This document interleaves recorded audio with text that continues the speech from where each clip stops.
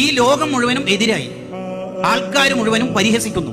അള്ളാഹു ഏറ്റെടുത്തു കഴിഞ്ഞാൽ പിന്നെ എന്ത് ബേജാറാവാനാ? എന്തിനാണ് നമുക്ക് പേടി?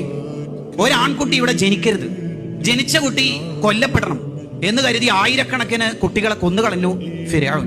എന്നിട്ട് ആ കൊട്ടാരത്തിൽ തന്നെ മൂസാ നബി അലൈഹി സ്വലാമിനെ വളരെ മനോഹരമായിട്ട് അള്ളാഹു വളർത്തുന്നുണ്ട്. അള്ളാഹു ഏറ്റെടുത്തു കഴിഞ്ഞാൽ ലോകം മുഴുവനും എതിരായാലും ഒരു കുഴപ്പമില്ല. ബിസിനസ് എല്ലാം പൊട്ടി, സാഹചര്യം മുഴുവൻ പ്രാതികൂല്യമാണ്, എനിക്ക് പരിഹാരം സൂയിസൈഡാണ് എന്ന് വിചാരിക്കുന്നത് യഥാർത്ഥ വിശ്വാസിയല്ല. അപ്പൊ എല്ലാ പ്രശ്നവും എനിക്ക് അവതരിപ്പിക്കാനുള്ള ഒരു ഇടം ഉണ്ട് എന്നുള്ളതാണ് ഒരു പ്രത്യാശാസ്ത്രത്തിന്റെ ഏറ്റവും വലിയ സൗന്ദര്യം. എനിക്ക് ഏത് പ്രാതികൂല്യ സാഹചര്യത്തെയും മറികടക്കാൻ എനിക്ക് റബ്ബിന്റെ സഹായം മതി എന്ന വിചാരം. നിങ്ങൾ ആലോചിച്ച് നോക്കൂ, അബൂജഹലിന്റെ 100 ഒട്ടകത്തിന്റെ ഇനാം പ്രഖ്യാപനം സ്വപ്നം കണ്ടുകൊണ്ട് വട്ടമിട്ട് പറഞ്ഞ ഒരു കാലമുണ്ടായിരുന്നു മക്ക ശത്രുക്കൾക്ക്.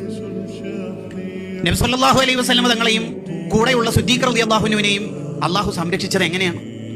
മിസൈൽ സംവിധാനങ്ങൾ വേണ്ട, AK-47 വേണ്ട, വേറെ ഒരു സിസ്റ്റവും ഇല്ലാതെ അള്ളാഹു സംരക്ഷിച്ചത് ലോകത്തെ ഏറ്റവും ദുർബലമായ വീട്, ഒറ്റ ഊത്തിന് പൊട്ടിപ്പോകുന്ന ഇന്ന അഹ്വനൽ ബുയൂത്തിലെ ബൈത്തുൽ അങ്കബൂത്ത്, ചിലന്തി വല കൊണ്ടാണ് അള്ളാഹു സംരക്ഷിച്ചത്.